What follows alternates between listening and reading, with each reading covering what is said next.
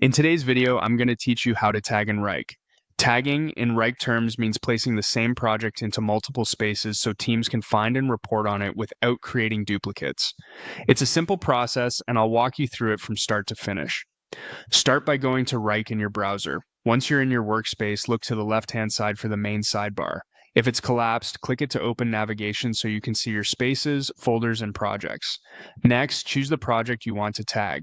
You can locate it from the sidebar tree or by using the search bar at the top. Opening the project will bring up its main view.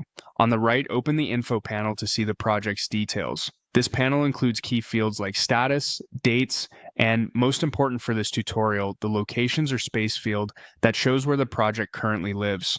To add a tag, click the plus icon next to locations. This action does not move or duplicate your project. It simply adds another location so the same project appears in more than one space. In the selector that opens, pick the space you want to associate with the project. If your list is long, use the search box to quickly narrow it down. Keep in mind that you can only tag into spaces where you have access, and some teams use naming conventions to make choices clearer.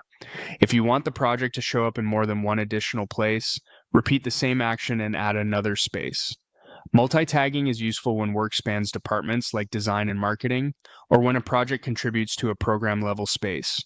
Each space will now display the same single project, keeping tasks, comments, and dates perfectly in sync.